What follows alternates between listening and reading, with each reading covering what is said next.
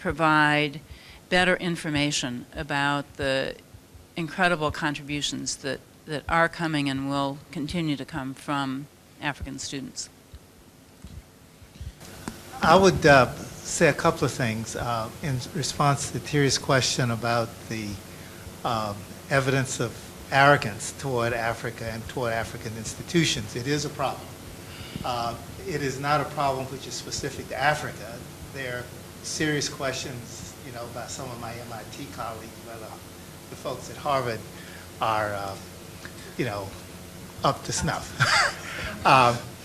And of course, you know, Baptists don't think Methodists have any chance of going to heaven. So there is arrogance. It is a problem, but I don't think it's a serious problem.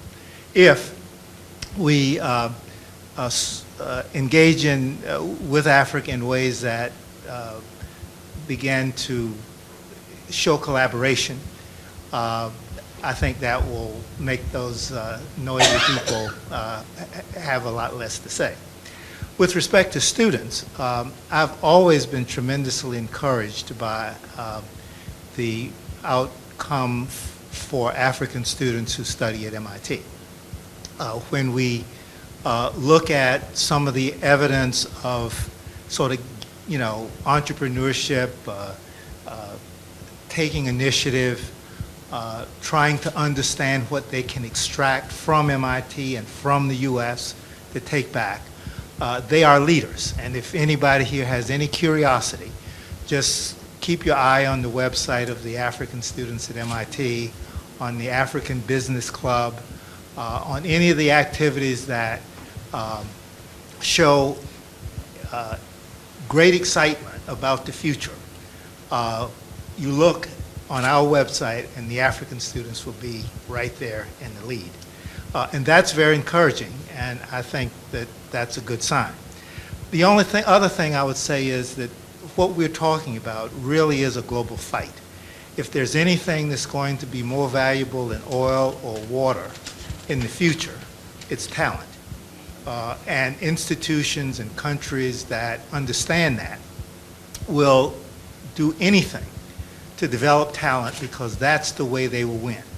The fact that so much can be done globally on the internet means that you can be in the middle of the most desperate place, and if you have something that resonates in a sector, it can sell. And if you have talent, somebody will say, come to us. They don't care where you are.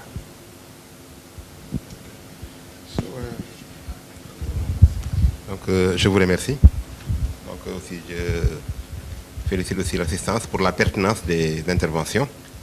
Donc, je vais apporter uniquement quelques compléments. Bon, c'est pas peut-être des éléments de réponse. Madame Wan a posé une question intéressante.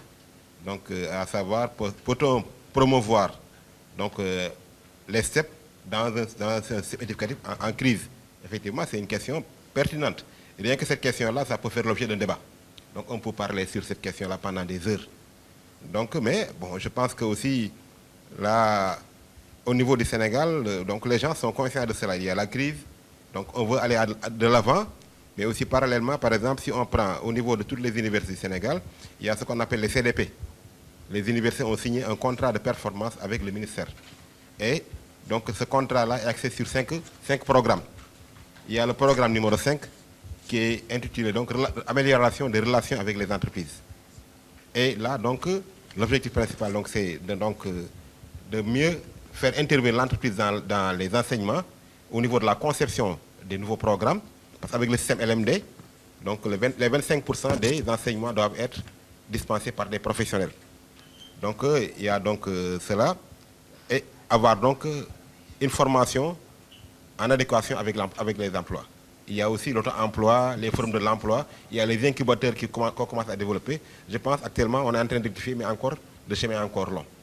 Donc vraiment, c'était uniquement quelques réflexions que je voulais mener. Donc je vous remercie. So I will address the question about the social science and the role of social science and then nature. So I met a researcher at the University of California, San Francisco, who's a clinical expert in the field of tuberculosis, and he'd done several years ago important work, I think, in Uganda, but he was puzzled by the fact that the treatments which he had seen work well, which had been developed by science, were not working well in that particular context. And it was only until he did what in effect was anthropology of the relationships between the institutions involved in delivering treatments that he understood why and that things were improved. I think that is an example of a bigger situation, which is if you are dealing with societal challenges, it doesn't matter how good your technological solution, if you don't understand the populations you're trying to serve, you're going to have real problems. So I believe more and more the social sciences have to sit alongside the natural sciences. As far as nature is concerned, I've been involved with nature now for over 30 years. I went there and then I went away and then I came back again as the editor. And throughout that time, our criteria for publishing the paper that we publish, the papers that we publish, have remained constant. It is what the editors themselves think are the most interesting scientific results put in front of them. So it has nothing to do with the fact as to whether they're from Harvard or from France or from MIT or from Africa. But just to make sure that that is not a problem, we're just introducing double-blind peer review, which social scientists take for granted, but the natural scientists don't. But to anonymize papers so that the editors will know where the people come from, but the referees won't. That's something we feel we should introduce. But in terms of the actual standards, despite the constant application of that expectation for our papers, the world of science has treated nature, and nature in particular, I would say, more and more as a fetish.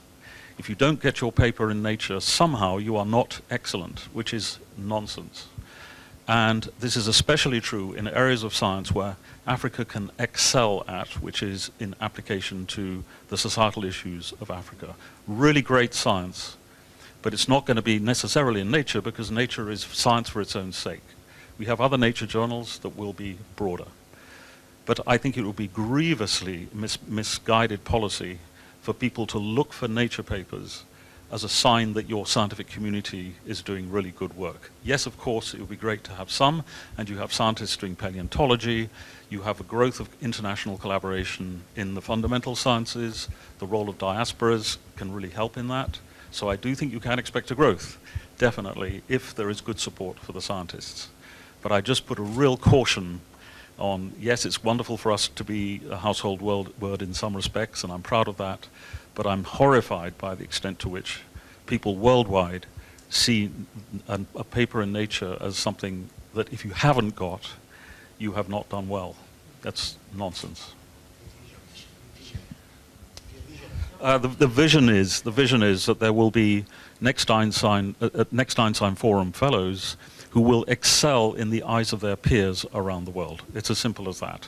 They want to be co-equal partners in the generation of new science, in the generation of solutions to societal problems that other countries can import. Above all, actually, I would say that they need to own their science. And that's something that we've discussed. They need to own the data that they uncover. They need to own the results that they uncover if they lead to commercial application. I would like to address the question which has been touched upon, not explicitly but implicitly, which is the following one. That is, by making efforts for people you can think as an elite, you're not dealing with a generic problem of just average students. I think it's a wrong perspective, because I think if you forget one or the other, you're just in the same trouble.